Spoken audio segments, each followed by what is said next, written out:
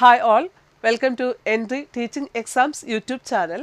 നമ്മൾക്ക് ഇന്ന് set exam 2024 ജനുവരിയിൽ ചോദിച്ച ജി കെ പോർഷൻ്റെ കുറച്ചുകൂടി ഭാഗങ്ങൾ നോക്കാം. ഇതിനു മുൻപ് 2 ക്ലാസ്സുകളിലായിട്ട് നമ്മൾ ജി കെ ക്വസ്റ്റ്യൻസ് ഡിസ്കസ് ചെയ്തിരുന്നു. അപ്പോൾ അതിൽ ഞാൻ ഇനി വരാൻ ചാൻസ് ഉള്ള കാര്യങ്ങൾ എക്സ്പ്ലെയിൻ ചെയ്തിരുന്നു. പിന്നെ ചിലത് എക്സ്പ്ലനേഷൻ ആവശ്യമില്ലാത്ത ചോദ്യങ്ങളുണ്ടായിരുന്നു, അതിനെപ്പറ്റിയും പറഞ്ഞിരുന്നു. അപ്പോൾ നമ്മൾക്ക് ബാലൻസ് കുറച്ചുകൂടി ക്വസ്റ്റ്യൻസ് ഉണ്ട്, അതൊന്ന് നോക്കി പോകാം. ഓക്കെ, അപ്പോൾ ഇന്നത്തെ ക്വസ്റ്റ്യൻ നമ്മൾ തുടങ്ങുന്നത് ഒരു ക്ലൈമറ്റിക് ക്ലാസിഫിക്കേഷനെ കുറിച്ചിട്ടുള്ള ഒരു ചോദ്യമാണ്. അതെല്ലാവർക്കും അത്ര പരിചിതമായിട്ടുള്ളൊരു ക്വസ്റ്റ്യൻ അല്ല, പക്ഷേ 10th സ്റ്റാൻഡേർഡിൽ നമുക്ക് പഠിക്കാനുള്ളത് തന്നെയാണ്. അതുപോലെ NCERT-യുടെ +2 തലത്തിൽ നമുക്ക് പഠിക്കാനുള്ളത് തന്നെയാണ്. പക്ഷേ ഹ്യൂമാനിറ്റീസ് കൊമേഴ്സുകാരൊക്കെ ആയിരിക്കാം ഒരുപക്ഷെ ഇത് പഠിക്കുക, സയൻസുകാരാണെങ്കിലും 10th അത് പഠിച്ചിട്ടുണ്ടാവും. ഓക്കെ, അപ്പോൾ നമ്മൾ എക്സാമിന് വേണ്ടിയിട്ട് ചിലപ്പോൾ ഇതങ്ങനെ ശ്രദ്ധിച്ച് കാണില്ല. അപ്പോൾ ഈ ഒരു ചോദ്യം എല്ലാവർക്കും ഇച്ചിരി ബുദ്ധിമുട്ടായിരുന്നു എന്ന് പറഞ്ഞായിരുന്നു. അപ്പോൾ ഇവിടെ കെപ്പൻസ് ക്ലാസിഫിക്കേഷൻ എന്ന് പറയുന്നൊരു കാര്യമാണ് ആൻസർ വരുന്നത്. ഇത് അങ്ങനെ തന്നെ പഠിച്ചു വെക്കാം. വി കെപ്പൻ എന്ന് പറഞ്ഞിട്ടൊരാൾ ക്ലൈമറ്റിക് ക്ലാസിഫിക്കേഷൻ നടത്തിയിട്ടുണ്ട്.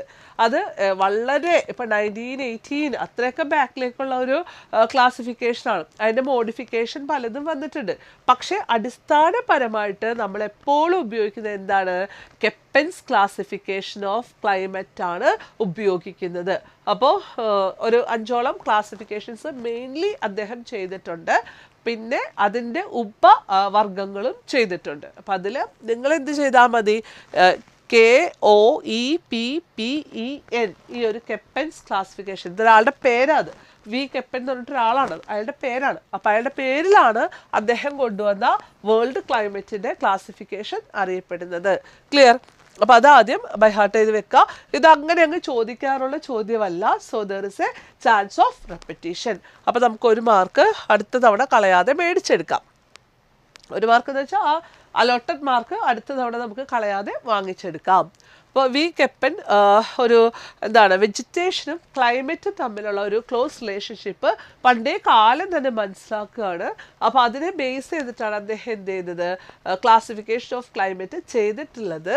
അപ്പോൾ വെജിറ്റേഷൻ എന്ന് പറയുന്നത് നമ്മൾ എന്താ പറയണേ, വെജിറ്റേഷൻ കൂടാതെ അദ്ദേഹം ഉണ്ടല്ലോ പ്രിസിപ്പിറ്റേഷൻസ് ഇല്ലേ, അതിനെ ആസ്പദമാക്കിയിട്ടും ക്ലാസിഫിക്കേഷൻ പറഞ്ഞിട്ടുണ്ട് കേട്ടോ. പക്ഷെ മെയിൻലി ആദ്യം ഈ വെജിറ്റേഷൻ, അതായത് നമ്മുടെ സസ്യലതാദികൾ കാണപ്പെടില്ലേ, ഓരോ ഏരിയാസിലും വ്യത്യസ്ത തരം സസ്യലതാദികളല്ലേ കാണപ്പെടുന്നത്, അതിനെ അടിസ്ഥാനമാക്കിയിട്ട് ക്ലൈമറ്റിന് അതുമായിട്ട് ബന്ധമുണ്ട് എന്ന് മനസ്സിലാക്കുകയും അതിനെ അടിസ്ഥാനമാക്കിയിട്ട് ക്ലാസിഫിക്കേഷൻസ് മെയിനായിട്ട് 5ഓളം ക്ലാസിഫിക്കേഷൻസ് കൊണ്ടുവരികയും ചെയ്തു.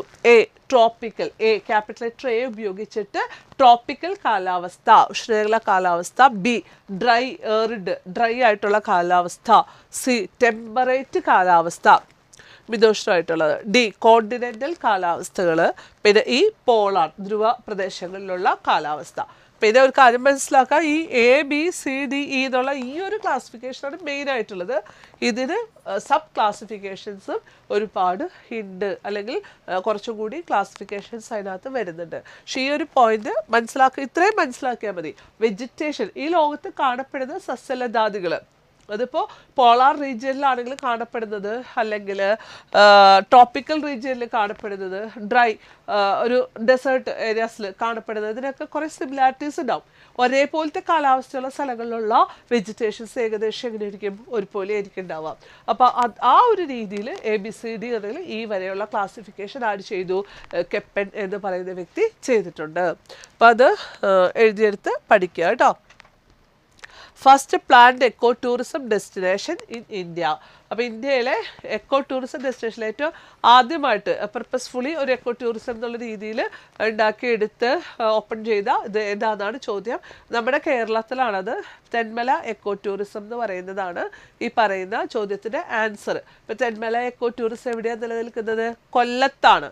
അപ്പോൾ അതിൻ്റെ ഭാഗമായിട്ട് നമ്മൾ കാണുന്നത് പാലരുവി വെള്ളച്ചാട്ടം, അതുപോലെ ശെന്തുരണി വൈൽഡ് ലൈഫ് സാങ്ച്വറി ഉണ്ടല്ലോ. അപ്പോൾ ആ ശെന്തുരണി വൈൽഡ് ലൈഫ് സാങ്ച്വറിയുടെ ഔട്ട്സ്കേർട്സ്, അതിൻ്റെ ചുറ്റുവട്ടത്തായിട്ട് കിടക്കുന്ന കുറച്ച് സ്ഥലങ്ങൾ, അതൊക്കെ ഈ പറയുന്ന തെന്മല എക്കോ ടൂറിസം പദ്ധതിയുടെ ഭാഗമാണ്. Okay, the medals of the Asian Games 2023 were named after a style of Chinese painting. What is it? അപ്പോൾ 2023 ഏഷ്യൻ ഗെയിംസിന് മെഡലുകൾ, ഒരു ചൈനീസ് പെയിൻറ്റിങ്, അതായത് ഒരു ട്രഡീഷണൽ ചൈനീസ് പെയിൻറ്റിങ്ങിൻ്റെ പേര്, അതുമായിട്ട് ബന്ധപ്പെടുത്തിയാണ് ചെയ്തിട്ടുള്ളത്. അപ്പോൾ അതെന്താണെന്നാണ് ചോദ്യം. അപ്പോൾ തന്നിരിക്കുന്ന ഓപ്ഷൻ നോക്കിയാൽ എല്ലാം ഏകദേശം ചൈനീസ് പേരൊക്കെ തന്നെയാണ് അല്ലേ. ഹാങ് ഷൂ, ഫെങ് ഷുയി, ഷാവുലിൻ, ഷാൻഷുയി, ഇങ്ങനെയൊക്കെയുള്ള പേരുകളാണ്. അപ്പോൾ ഇവിടെ ആൻസർ കറക്റ്റായിട്ട് അറിഞ്ഞാലേ എഴുതാൻ പറ്റത്തുള്ളൂ. ഷാൻഷുയി ഈസ് ദ ആൻസർ. അത് മഷിയും ബ്രഷും ഉപയോഗിച്ച്, സാധാരണ കളർഫുൾ പെയിൻറ്റിങ്സ് അല്ല, അതല്ല, മഷി, ഇങ്കും ബ്രഷും അത് യൂസ് ചെയ്തിട്ട് ലാൻഡ്സ്കേപ്സ് പെയിൻറ്റ് ചെയ്യുന്ന ഒരു രീതിയാണ് ഈ ഷാൻഷുയി എന്ന് പറയുന്നത്. അതിപ്പോൾ ചിലപ്പോൾ നദികളാകാം, വനങ്ങളാകാം, അല്ലെങ്കിൽ എന്താണ് കുന്നുപ്രദേശങ്ങളാവാം. എനിവേ ആ ലാൻഡ്സ്കേപ്സ് വളരെ ബ്യൂട്ടിഫുൾ ആയിട്ട് പിക്ചറൈസ് ചെയ്യുന്ന അതൊരു മഷിയും ബ്രഷും യൂസ് ചെയ്തിട്ടുള്ളൊരു രീതി, ചൈനക്കാരുടെ ഒരു രീതി, ട്രഡീഷണൽ ചൈനീസ് പെയിൻറ്റിങ് അത്. അപ്പോൾ അതിൻ്റെ പേരാണ് നമ്മൾ ആ ഒരു രീതിയിലുള്ള മെഡൽസ് ആണ് ഇവിടെ ഡിസൈൻ ചെയ്തത്. ഏഷ്യൻ ഗെയിംസിന് 2023 നടത്തിയ ഏഷ്യൻ ഗെയിംസിന് വേണ്ടി ഡിസൈൻ ചെയ്തത്. ശരിക്കും ഇത് കറണ്ട് അഫെയർസ് റിലേറ്റഡ് ആണെന്ന് ചോദിച്ചു കഴിഞ്ഞാൽ അതെ എന്നാണ് ഉത്തരം. എന്നിരുന്നാൽ പോലും ഈ പറയുന്ന ഷാൻഷുയി എന്നുള്ളൊരു വാക്കും അത് എവിടെയാണ്, എന്ത് തരം പെയിൻറ്റിംഗ് ആണ് എന്നുള്ളതും കൂടി നമുക്കൊരു കണ്ടന്റ് കൂടി അതിനകത്ത് നമുക്ക് പഠിക്കാനായിട്ട് സാധിക്കുന്നുണ്ട്. അതിൻ്റെ എക്സ്പ്ലനേഷൻ ഞാൻ എഴുതിയിട്ടതാണ്, ഇതൊക്കെ എഴുതിയെടുക്കാൻ എളുപ്പത്തിന്. Depicts landscape, scenery etcetera using brush and ink. Neptune, the 8th planet of the solar system, was named after which god of Roman religion? അവിടെ നമുക്ക് എക്സ്പ്ലനേഷൻസ് അധികം ആവശ്യമില്ല. അവിടെ എന്താണ്, ഗോഡ് ഓഫ് സീ. അപ്പോൾ നമുക്കറിയാം റോമൻ ഒരു ഇതുമായിട്ട് ചരിത്രമായിട്ട് ബന്ധപ്പെട്ട് നോക്കുമ്പോൾ അവരുടെ പഴയകാലത്തെ ദൈവങ്ങൾ, പിന്നെ അതുപോലെ ഗ്രീക്ക് ചരിത്രമായിട്ട് ബന്ധപ്പെട്ട് അവരുടെ പഴയകാലത്തെ ദൈവങ്ങൾ, അപ്പോൾ അവരുടെ ദൈവങ്ങളുടെ പേരുമായിട്ട് ബന്ധപ്പെടുത്തി നമുക്ക് ഒരുപാട് എന്താണ് ആകാശഗോളങ്ങൾക്ക് പേരിട്ടിട്ടുണ്ടാകാം, അല്ലെങ്കിൽ നമ്മുടെ ഇവിടെയുള്ള കഥാപാത്രങ്ങൾക്ക്, സിറ്റുവേഷൻസിനൊക്കെ പേരുകൾ വരും. അപ്പോൾ ഇതിൽ നെപ്റ്റ്യൂൺ എന്ന് പറയുന്നത് നമ്മുടെ ആകാശഗോളത്തിന് വന്നിരിക്കുന്ന സോളാർ സിസ്റ്റത്തിൽ നമ്മുടെ 8th പ്ലാനറ്റ് വന്നിരിക്കുന്ന പേര് അത് എന്ത് ചെയ്യുന്നതാണെന്നാണ് ചോദിക്കുന്നത്. റോമൻ റിലീജിയനിൽ നിന്നാണ് വന്നിരിക്കുന്നത്. അത് ഗോഡ് ഓഫ് സീസ് എന്നുള്ളതാണ് ആൻസർ കേട്ടോ. The first Middle East country with which India signed the Comprehensive Partnership Agreement CEPA in 2022. India CEPA agreement 2022 ആദ്യമായിട്ട് ഒപ്പിട്ടത് ഏത് രാജ്യമായിട്ടാണ്? നമ്മുടെ എപ്പോഴും പാർട്ട്ണറായിട്ടുള്ള UAE-യുമായിട്ടാണ് എന്ത് ചെയ്തിരിക്കുന്നത്, നമ്മൾ ഈ പറയുന്ന കാര്യം ഒപ്പിട്ടിരിക്കുന്നത്. അപ്പോൾ ഇവിടെ ഈ പറയുന്ന കാര്യം ഉദ്ദേശിക്കുന്നത് ഫ്രീ ട്രേഡാണ്. അത് both in goods and services, വലിയ ബാരിയേഴ്സ് ഇല്ലാണ്ട് ഒരു സ്മൂത്ത് ഓഫ് ട്രേഡ് ഈ രണ്ട് രാജ്യങ്ങൾ തമ്മിൽ പല കാര്യങ്ങളിലും, സാധന സേവനങ്ങളിൽ പല കാര്യങ്ങളിൽ എന്ത് വരും, ഒരു ട്രേഡിനൊരു സ്മൂത്ത്നെസ് വരും. അപ്പോൾ അവിടെ ബാരിയേഴ്സ് ഇല്ല, റെസ്ട്രിക്ഷൻസ് ഇല്ലാതെയുള്ള ഒരു ട്രേഡാണ് അവിടെ ഉദ്ദേശിക്കുന്നത്. അപ്പോൾ നമ്മൾ UAE-യുമായിട്ടാണ് ഈ പറയുന്നത് 2022 സൈൻ ചെയ്തിരിക്കുന്നത്. അപ്പോൾ CEPA free trade agreement between 2 countries എന്നുള്ളത് അവിടെ മനസ്സിലാക്കിയാൽ മതിയാകും. അല്ലാതെ UAE-യുമായിട്ടുള്ള നമ്മുടെ ട്രേഡ് കരാറിൻ്റെ ഡീറ്റെയിൽസ് ഒന്നും നമ്മൾ പഠിക്കേണ്ട, ഇതെന്താണ് എന്ന് മാത്രം അറിഞ്ഞു വെച്ചാൽ മതി. Next question, match list 1 artist with list 2 instruments. ആർട്ടിസ്റ്റും ഇൻസ്ട്രുമെൻസും ആയിട്ടുള്ളത് കണക്ഷൻ നോക്കുക എന്നുള്ളതാണ്. വിശ്വമോഹൻ ഭട്ട്, ഷാഹിദ് പർവേസ്, സക്കീർ ഹുസൈൻ, വിക്കു വിനായക് റാം, ഇവരുടെയൊക്കെ പേരുകൾ തന്നിട്ടുണ്ട്. മാച്ച് ചെയ്യാനായിട്ട് ഘടം, മോഹനവീര, സിത്താർ, തബല മുതലായവ തന്നിട്ടുണ്ട്. അപ്പോൾ അതിൻ്റെ ആൻസറിലേക്ക് പോകാം. ആൻസർ ഓപ്ഷൻ A ആണ്.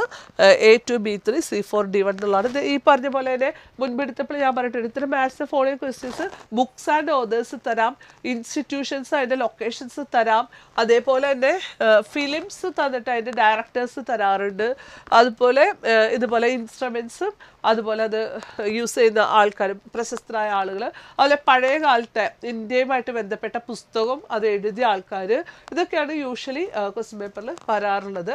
പിന്നെ ഇപ്പോൾ കഴിഞ്ഞ തവണ നമ്മൾ കണ്ടു ഒരു ക്വസ്റ്റ്യൻ നോക്കിയപ്പോൾ നമ്മളുടെ സ്പോർട്സ് പേഴ്സണാലിറ്റീസും അവരുടെ നേറ്റീവ് പ്ലേസും അങ്ങനെ നമുക്ക് മാത്സ് ഫോളോയിങ് തന്നിട്ടുണ്ടായിരുന്നു.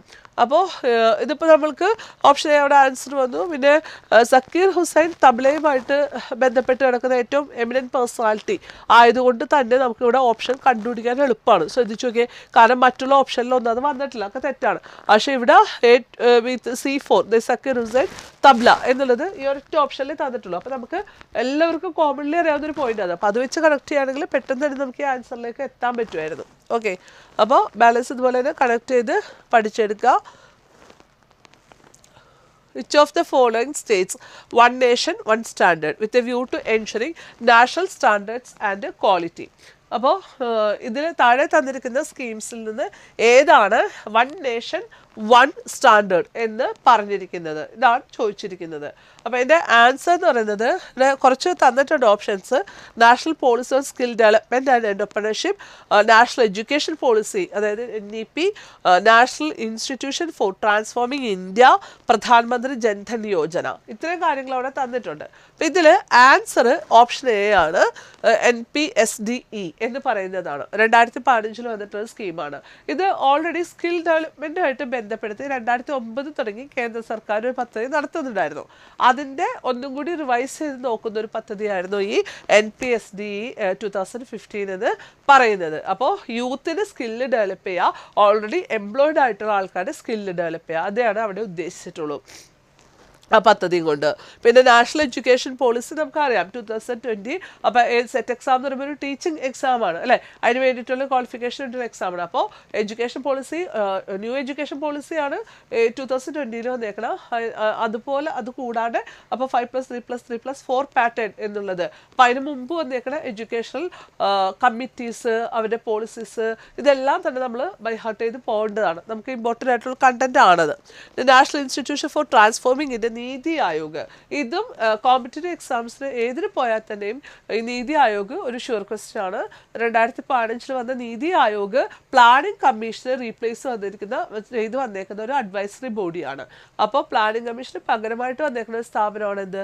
നീതി ആയോഗ്. ഇന്ത്യയുടെ തിങ്ക് ടാങ്ക് എന്ന് അറിയപ്പെടുന്ന ഒരു സ്ഥാപനമാണ് നീതി ആയോഗ് എന്ന് മനസ്സിലാക്കാം. അതാണ് നമ്മളുടെ രാജ്യത്തിന് വേണ്ടി ഇപ്പോൾ പോളിസീസ് ഒക്കെ പ്രിപ്പയർ ചെയ്യുകയും സബ്മിറ്റ് ചെയ്യുകയൊക്കെ ചെയ്യുന്നത്.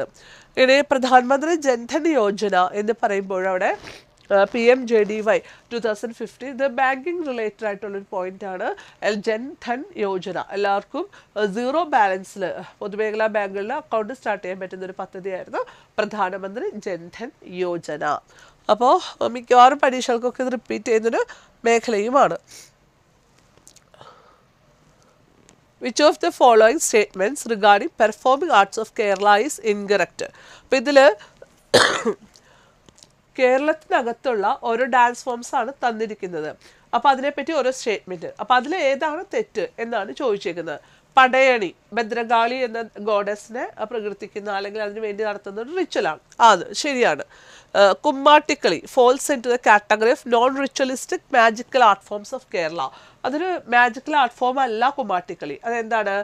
വടക്കൻ കേരളത്തിൻ്റെ ഭാഗങ്ങളിൽ, തൃശ്ശൂർ, പാലക്കാട്, അതുപോലെ മലബാറിൻ്റെ ചില പ്രദേശങ്ങളിൽ, സൗത്ത് മലബാറിൻ്റെ ഭാഗങ്ങളിൽ ഒക്കെ ഉള്ള ഒരു ആചാരം പോലത്തെ ഒരു ഡാൻസ് ഫോർമാറ്റ് പോലത്തെ ഉള്ള ഒരു കാര്യമാണ് ഈ കുമ്മാട്ടിക്കളി എന്ന് പറയുന്നത്. അപ്പോൾ കുമ്മാട്ടി ഇല കൊണ്ട് ശരീരമാസകലം മൂടിയിട്ടോ അല്ലെങ്കിൽ പെയിൻറ്റ് അടിച്ചിട്ട് മുഖംമൂടി പോലെ ഒരു മുഖംമൂടിയൊക്കെ വെച്ചിട്ട് വീടുകൾ തോറും കയറി ഇറങ്ങി നടത്തുന്ന ഒരു റിച്വൽ പോലത്തെ ഒരു കാര്യം തന്നെയാണ് കുമ്മാട്ടിക്കളി. അത് സാധാരണ ഓണത്തിനാണ്, ഓണവില്ലും കൊണ്ടുവന്നിട്ടാണ് അവർ പാടും ഡാൻസ് ഒക്കെ ചെയ്യുക.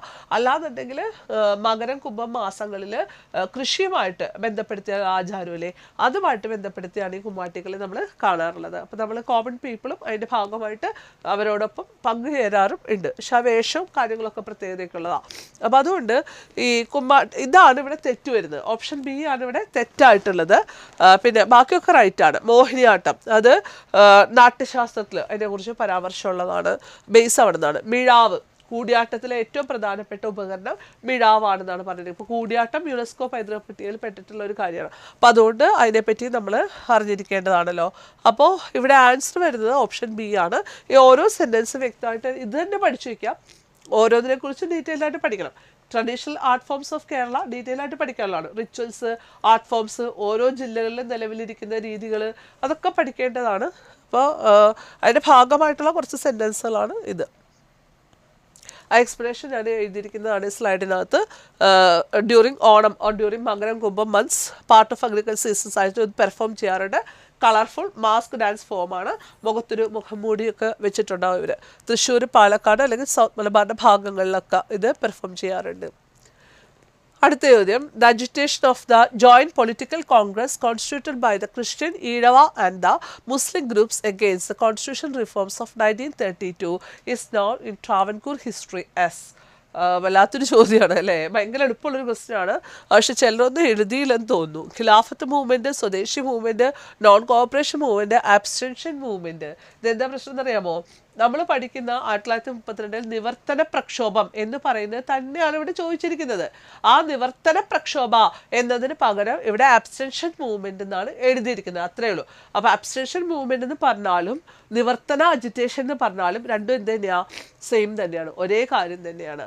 അപ്പോൾ ട്രാവൻകൂറിലെ ഭരണപരിഷ്കാരങ്ങൾക്കെതിരെ ഈ പറയുന്ന കുറച്ച് ആളുകൾ, അതായത് ഒരു സംഘടന പോലെ ഫോം ചെയ്തിട്ട് അത് പ്രധാനമായിട്ടും ഈഴവ ക്രിസ്ത്യൻ മുസ്ലിം പോപ്പുലേഷനിൽപ്പെട്ട ആൾക്കാർ ഫോം ചെയ്ത്, അപ്പോൾ അവർക്ക് കൂടി എന്താ വേണം, ഈ പറഞ്ഞ അഡ്മിനിസ്ട്രേറ്റീവ് റിഫോംസ് മാറ്റുക, അവർക്ക് കൂടി ജോലിയിലൊക്കെ സംവരണം കിട്ടണം, ഗവൺമെൻറ് ജോലിയിൽ പ്രത്യേകിച്ചും, അതായത് പോപ്പുലേഷൻ ആനുപാതികമായിട്ട് അവർക്കും കൂടി ഗവൺമെൻറ് ജോലി കിട്ടണം എന്നൊക്കെ ഉള്ള നിവേദനങ്ങൾ. അത് അന്നത്തെ കാലത്ത് 1932 ആണ് ടൈം പീരീഡ്. ശ്രീചിത്ര തിരുനാളാണ് രാജാവ്, അദ്ദേഹത്തിനാണ് അവർ ആ നിവേദനമൊക്കെ സമർപ്പിക്കുകയൊക്കെ ചെയ്തത്. പിന്നെ ഇതിൻ്റെ മെയിൻ നേതാക്കളുടെ പേരുകൾ ഒന്ന് പഠിച്ചു വയ്ക്കുക. NV Joseph, C Keshavan, TM Varghese, PK Kunju, CV Kunhiraman, Abdul Rahman Sahib, ഇവരൊക്കെയാണ് മെയിൻ ആയിട്ടുള്ള നേതാക്കൾ. ഇപ്പോൾ ഇതിൽ ഈ C കേശവൻ മെയിൻ ലീഡർ ആയിരുന്നു ഇതിൻ്റെ. ഇപ്പോൾ 1932 ശേഷം പിന്നെ കുറച്ചുകൂടി വർഷങ്ങൾ കഴിഞ്ഞിട്ടാണ് അദ്ദേഹം പ്രസിദ്ധമായ കോഴഞ്ചേരി സ്പീച്ച് നടത്തുന്നത്. അപ്പോൾ ആ കോഴഞ്ചേരി സ്പീച്ചിൽ ഇതിനോടനുബന്ധിച്ചിട്ടുള്ളൊരു കാര്യമാണ്, അദ്ദേഹം എന്ത് ചെയ്തു, അഡ്മിനിസ്ട്രേറ്റീവ് റിഫോംസിനെതിരെ, ഭരണപരിഷ്കാരങ്ങൾക്കെതിരെ, ഭരണത്തിനെതിരെ വിമർശിച്ച് പ്രസംഗിക്കുകയുണ്ടായി. അപ്പോൾ അതിനുശേഷം അദ്ദേഹത്തെ ആ ഒരു പ്രസംഗത്തിൻ്റെ പേരിൽ തന്നെ അറസ്റ്റ് ചെയ്ത് ജയിലിലേക്ക് അയക്കുകയൊക്കെ ചെയ്തിട്ടുള്ളതാണ് കേട്ടോ. അപ്പോൾ ഈ ഒരു നിവർത്തന അജിറ്റേഷൻ 1932 ട്രാവൻകൂർ, അപ്പോൾ അത് വളരെ ശ്രദ്ധിച്ച് വീണ്ടും പഠിച്ചു വയ്ക്കുക. അതുപോലെ തന്നെ ഐക്യ കേരള മൂവ്മെൻറ്റ്, അവിടെ നിന്നൊക്കെ നമുക്ക് ചോദ്യം വരാം. അതുപോലെ formation of different types of എന്താ പറയുക SNDP, അല്ലെങ്കിൽ സാധുജന പരിപാലന യോഗം എന്നൊക്കെ അയ്യങ്കാളിയുടെ വക ഉള്ള ഫോർമേഷൻസ്, അതായത് ആ ഒരു റിഫോം ലീഡേഴ്സ് കേരളത്തിൽ അവർ സ്ഥാപിച്ച സംഘടനകൾ, അതിനൊക്കെ മിക്കവാറും ക്വസ്റ്റ്യൻസ് നമുക്ക് 1 or 2 കിട്ടാം. ഓക്കെ, അപ്പോൾ ഇത് ഇത്രയും പോയിന്റെങ്കിലും ഇതിൽ നിന്ന് ഈ ഒരു ക്വസ്റ്റ്യൻ കേൾക്കുമ്പോൾ ഇത്രയും പോയിന്റുകൾ പഠിച്ചു വെക്കാം. 1932 അത് നിവർത്തന അജിറ്റേഷനാണ്. ആബ്സ്ട്രക്ഷൻ മൂവ്മെന്റ് എന്നതിൻ്റെ പേര് ഇംഗ്ലീഷിൽ വരാം. ട്രാവൻകൂറിലെ അഡ്മിനിസ്ട്രേറ്റീവ് റിഫോംസിനെതിരെ ആൾക്കാർ എന്ത് ചെയ്തു, റിവോൾട്ട് ചെയ്തതാണ്. പ്രത്യേകിച്ചും ഇത്ര കമ്മ്യൂണിറ്റിയിലുള്ള ആൾക്കാരാണ്. അവർ മെയിൻലി എന്താവശ്യപ്പെട്ടു, ഗവൺമെൻറ് ജോലിയിൽ സംവരണം ആവശ്യപ്പെട്ടു. അതുപോലെ ഇത് കൊടുത്തത്, നിവേദനം കൊടുത്ത ആർക്കാണ്, ശ്രീചിത്ര തിരുനാളിനാണ് എന്നൊക്കെ മനസ്സിലാക്കി വെക്കുക. അതിൻ്റെ മെയിൻ ലീഡേഴ്സിൻ്റെ പേര്. First Indian city to be named as city of literature by the UNESCO creative cities network. അത് റീസെൻ്റ് ആയിട്ട് വന്ന കാര്യമാണ്. കോഴിക്കോടാണ് അവിടെ ആൻസർ. ഒരുപാട് ലൈബ്രറികളും ഒരുപാട് പഠനവുമായി ബന്ധപ്പെട്ട ഏറ്റവും ആദ്യകാലത്ത് ഒരുപാട് കാര്യങ്ങൾ അല്ലേ, മിഷണറീസിൻ്റെ പ്രവർത്തനങ്ങൾ എല്ലാം ഉള്ളൊരു സ്ഥലമാണ് കോഴിക്കോട്. അപ്പോൾ യുനെസ്കോയുടെ ഒരു അംഗീകാരം എന്തായിട്ട്, city of literature, first Indian സിറ്റിയാണ്, കോഴിക്കോടിനാണ് കിട്ടിയിരിക്കുന്നത്. ആൻസർ. അതുപോലെ മാച്ച് ലിസ്റ്റ് 1 വിത്ത് ലിസ്റ്റ് 2, ഇത് കുറച്ച് ബുക്സ് ആൻഡ് ഓതേഴ്സ് ആണ്. അലാഹയുടെ പെൺമക്കൾ, പ്രവാസം, ആരാച്ചാർ, പീഡനകാലം. അല്ലെങ്കിൽ ആരാച്ചാർ KR മീരയുടെ വർക്കാണ്, ഭയങ്കര ഫേമസ് ആയിട്ടുള്ളൊരു കാര്യമായിട്ട് അത്. C1 എന്നുള്ളത് അവിടെ, അപ്പോൾ 2 വന്നിട്ടുണ്ട്, C1 എന്നുള്ളത്. അപ്പോൾ വീണ്ടും നമുക്ക് എന്തെങ്കിലും പരിചയമുള്ളതുണ്ടോ എന്ന് നോക്കുക, എന്നിട്ടത് മാച്ച് ചെയ്ത് പോവുക. ഓക്കെ, ഈ ഒരു സെറ്റാണ് ഇവിടെ ആൻസർ വരിക. ഇത് എക്സ്പ്ലെയിൻ ചെയ്യാനൊന്നുമില്ല, കാരണം യൂഷ്വലി ഇങ്ങനത്തെ ക്വസ്റ്റ്യൻസ് നമ്മൾ കുറേ ബുക്സ് ആൻഡ് ഓതേഴ്സിൻ്റെ പേരുകളൊക്കെ പഠിച്ചെടുക്കുക. അപ്പോൾ എന്താണ്, അതിൽ നിന്ന് ഈ പ്രീവിയസ് ഈ ചോദ്യങ്ങളും കണക്ട് ചെയ്ത് പഠിക്കുക. Next, the number and year in which India was the host of Commonwealth games. അത് വായിക്കുമ്പോൾ ഒരു ഇച്ചിരി പാടായിരുന്നു ആ ചോദ്യം. ഇപ്പോൾ 2010, അതായത് 19 കോമൺവെൽത്ത് ഗെയിംസ് എന്ന് പറയപ്പെടുന്നത് 2010-ൻ്റേതാണ് ഡൽഹിയിൽ വെച്ച് നമ്മൾ ഹോസ്റ്റ് ചെയ്തിട്ടുള്ളത്. വേറെ നമ്മൾ ഹോസ്റ്റ് ചെയ്തിട്ടില്ല കേട്ടോ പിന്നീടൊന്നും. പിന്നെ അടുത്തത് 2026 വരാൻ പോകുന്നത് ഓസ്ട്രേലിയ. അതറിയപ്പെടുന്നത് വിക്ടോറിയ 23 എന്നാണ് അടുത്ത് അറിയപ്പെടാൻ പോകുന്നത്, വിക്ടോറിയ 23. അപ്പോൾ നെക്സ്റ്റ് സെറ്റ് എക്സാമിന് ഇതായിരിക്കാം ചോദിക്കുക കണക്ടറായിട്ട്, വിക്ടോറിയ 23, 10-10-3. ഓക്കെ, 23 ഇങ്ങനെ വായിക്കാം. അപ്പോൾ അത് ഈ പോയിന്റ് ഈ ഒരു കോമൺവെൽത്ത് ഗെയിംസായിട്ട് കണക്ടറായിട്ട് നമുക്ക് അടുത്ത എക്സാമിന് വേണ്ടി പഠിച്ചെടുക്കാം. The longest reigning monarchs of all time. Answer പറയുവാണ് ലൂയി 14 ഓഫ് ഫ്രാൻസ് ആണ് ഇവിടെ ആൻസർ വരുന്നത്. ഓക്കെ, കുറേ കാലങ്ങളോളം ഭരിച്ച മൊണാർക്കി ഏതാണെന്നാണ് ചോദ്യം. ലൂയിസ് 14 ഓഫ് ഫ്രാൻസ് ആണ്. ഓക്കെ, അപ്പോൾ നമ്മൾക്ക് എക്സ്പ്ലെയിൻ ചെയ്യാനുള്ള കുറേ പോയിന്റ്സും അല്ലാത്തതും നമ്മൾ ഡിസ്കസ് ചെയ്തു. അപ്പോൾ എല്ലാവരും നന്നായിട്ട് പഠിക്കുക. ഓക്കെ, അപ്പോൾ നെക്സ്റ്റ് സെറ്റ് എക്സാം ക്ലിയർ ചെയ്യാനായിട്ട് എല്ലാവർക്കും പറ്റട്ടെ. 3 ക്ലാസ്സുകളിലായിട്ടാണ് നമ്മൾ ഈ GK പോർഷൻസ് തീർത്തിരിക്കുന്നത്. അപ്പോൾ നമുക്കിനി പിന്നീട് കാണാം. നന്നായിട്ട് പഠിക്കുക എല്ലാവരും. All the best. Bye. Thank U.